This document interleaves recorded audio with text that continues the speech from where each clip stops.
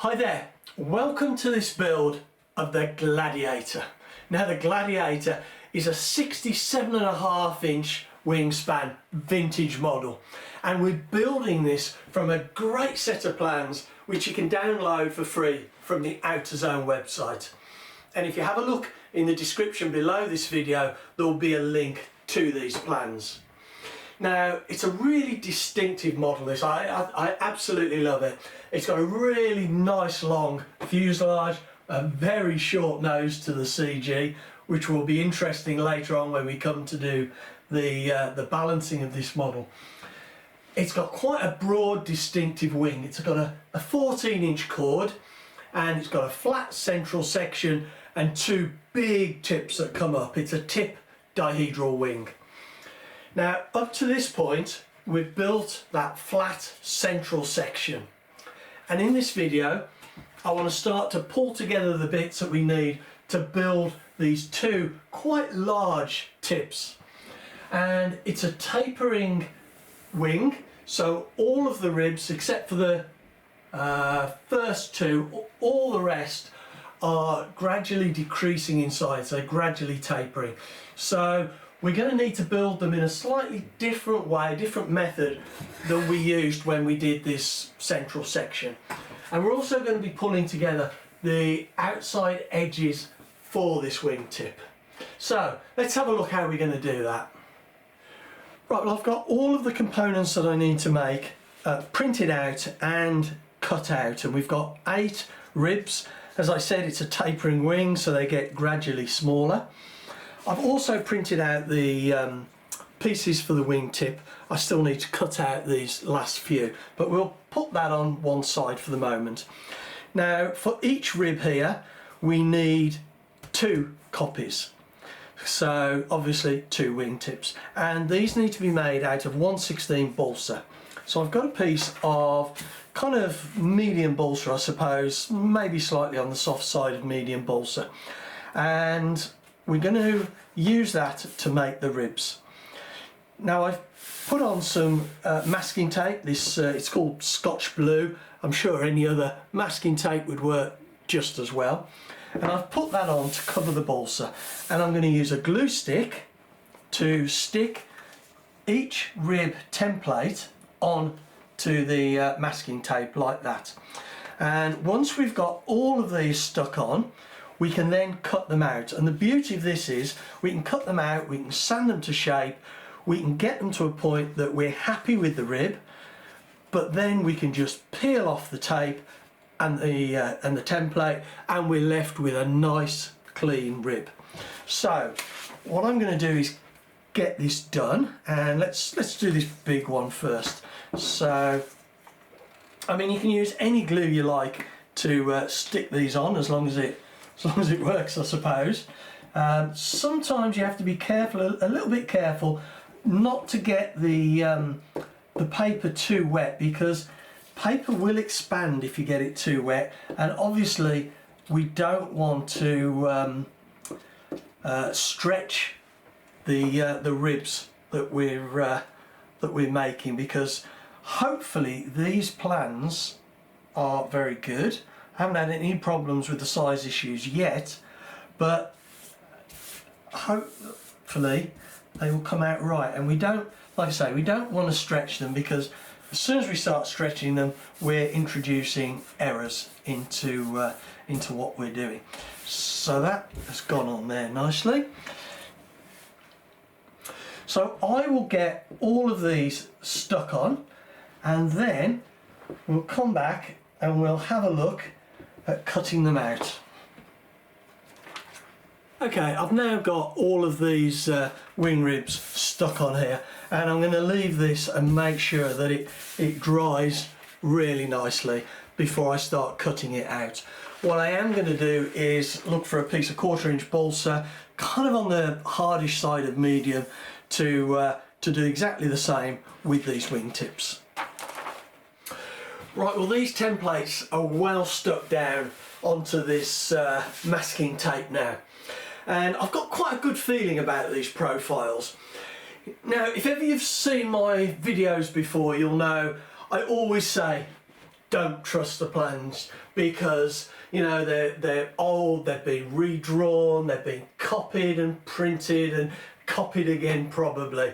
So we have to be really mindful of the fact that these might not be the correct size. Now when we built the wing centre section, we were making all the ribs identical. When we come to look at tapered, changing sizes of ribs, then that's where we can get error and we need to be extra careful. And I've been doing some checking and these are looking pretty good. We'll have a closer look. Right, well, the first thing that it's always useful to do is measure the distance between the two spars that are shown on all of the ribs.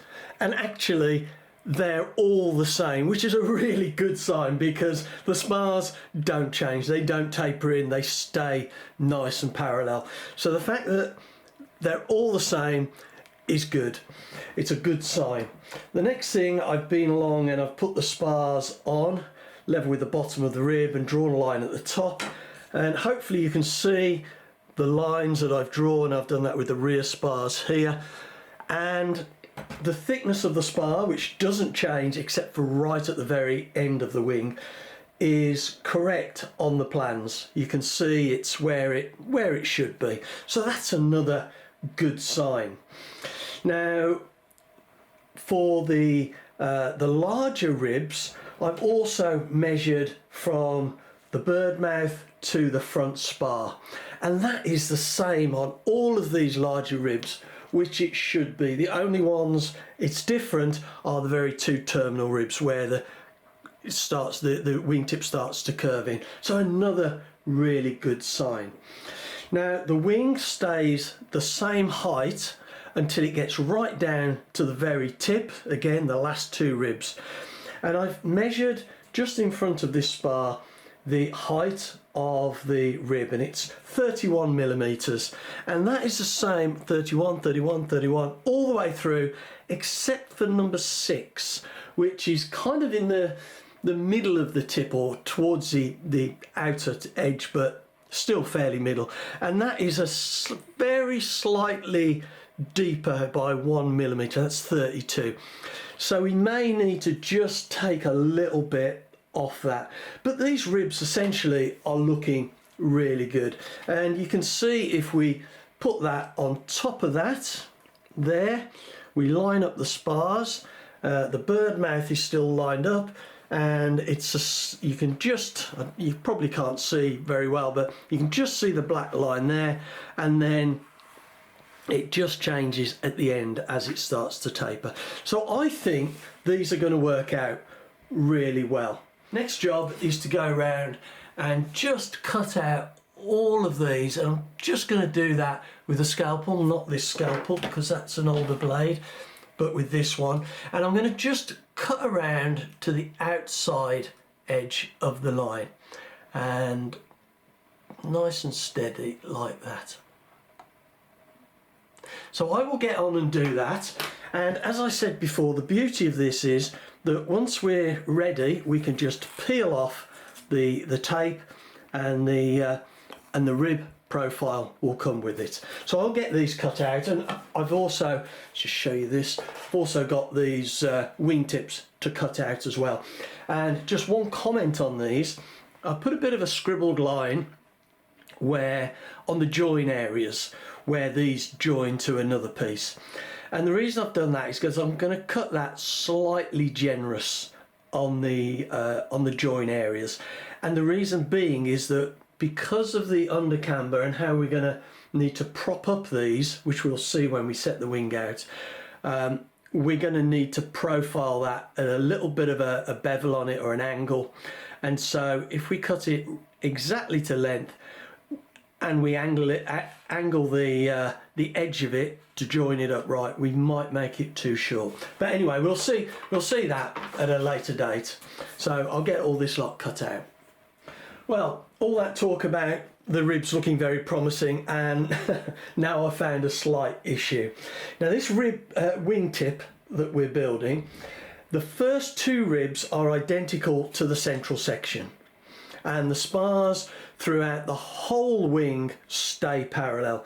So these are the first 2 ribs that we're going to use on this wingtip that we made when we made the ribs for the central section. We did that by sandwiching them together between 2 pieces of plywood, sandwich technique, and making them all identical. Okay, now we've got the template for that, and I've put the template on top of the ribs that I've cut out, and this is the first one that starts to step down from the sort of full-size ribs on the central section, and the first 2 on the tip.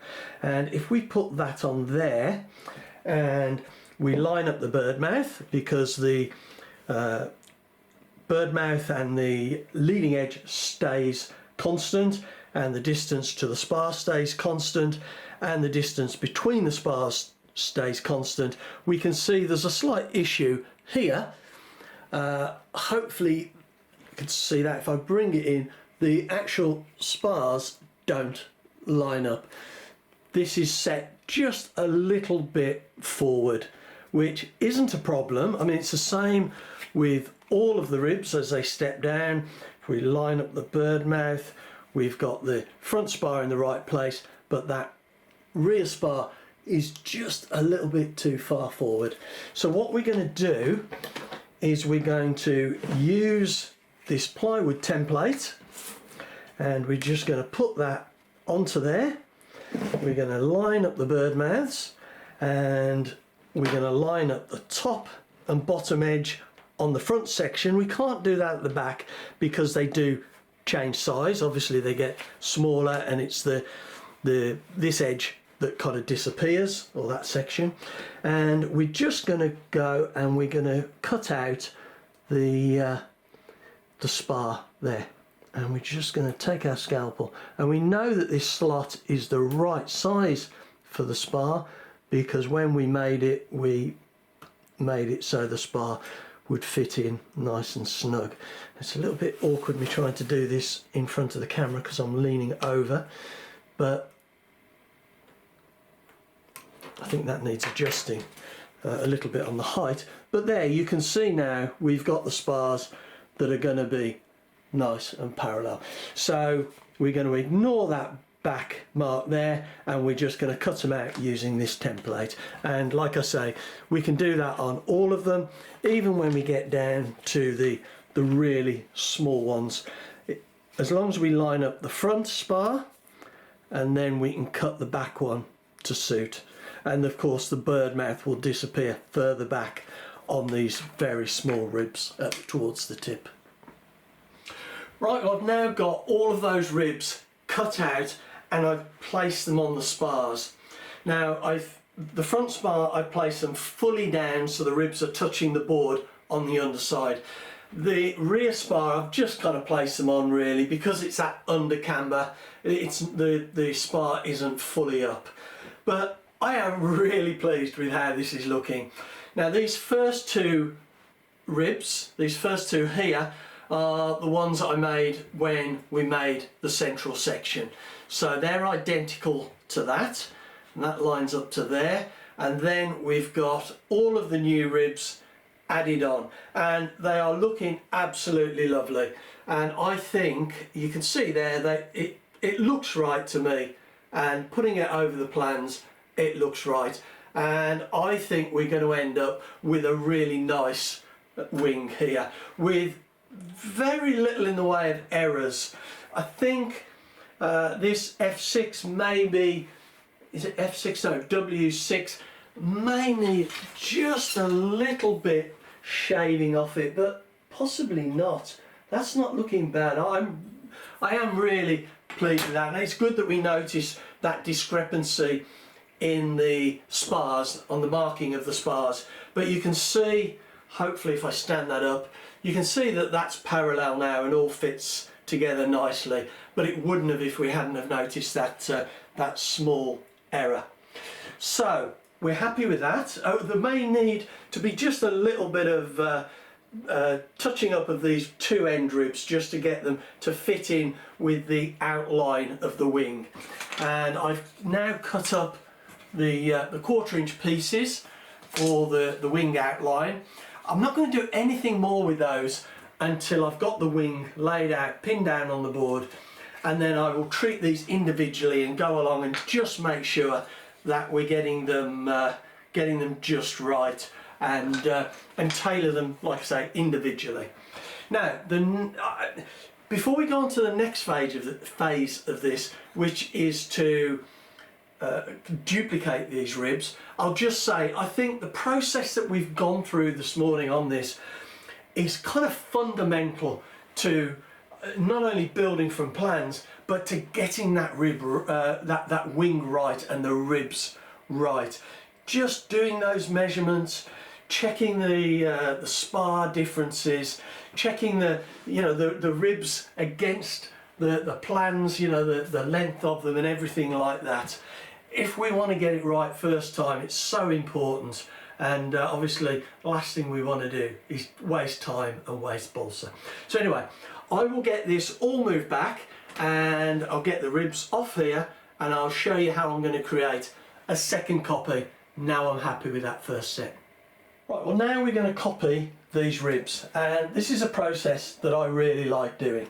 So what we're going to do is we're going to take the rib we want to copy, and I'm using for the copies, I'm using exactly the same weight balsa that I used for the original ribs. And you can see on there perhaps a 15. When I get my balsa, I always weigh it and store it in weight order, so I know that in jobs like this I don't end up with one wing being really heavy and the other wing being really light.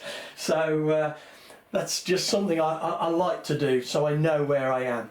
So I get the rib, we're going to stick it on, or not stick it, sorry, we're going to place it on top like that, nice and close to the edge so we don't waste any balsa. And I've got a container of drawing pins or thumbtacks, and the only time I ever get this container out is when I'm copying ribs like this. And what I've done is I've packed the thumbtack or the drawing pin with balsa, so that when two ribs are placed on it, it just about sticks through. You can just feel the pin there. So what I'm going to do now, once I've got this in place and I'm happy that that's where it needs to be, I'm just going to stick that in there like that. And I've got another one which I am going to stick, let's just make that a little bit thinner, and then perhaps we can come this side. No, I'll put it there, and then we'll push that in as well. And now those pins, if I put any sideward pressure on, then they're gripping on the cutting mat here. I mean, yes, you can lift it up, it's not sticking in that much, but you can just feel them, so it gives a little bit of friction. So what I'm going to do now is I'm going to pin all, actually no, I'll do them individually. And I'll just carry on using the same pins. So all I'm going to do now is just, I'll put my slightly stronger glasses on. Okay, here we go. All I'm going to do now is just run round this nice and carefully with a scalpel and just do a copy. That's all I'm doing. But I find having the drawing pins sticking through just give it that little bit of I was going to say security, but it just stops it sliding around. So I suppose it is security. You feel safer that it's not going to be sliding around and moving, because the last thing you want this to do is to move. So again, we'll just run around, and if we do this nice and carefully with a nice sharp scalpel, then we should end up with a lovely copy. Look at that, lovely. And then all we need to do is just repeat the cuts on the bird mouth. Actually, this one wants doing slightly better than I just did it. There we go. And also the spars need cutting out as well. But it's a really quick process, and like I say, it gives you identical ribs. So that should just flick out. Just doing this perhaps a little bit quicker than I normally would.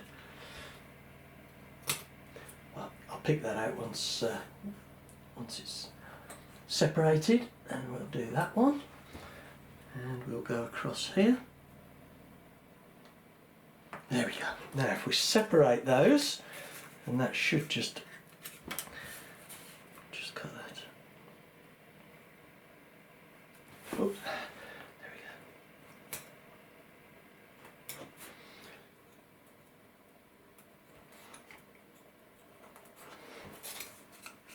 There we go.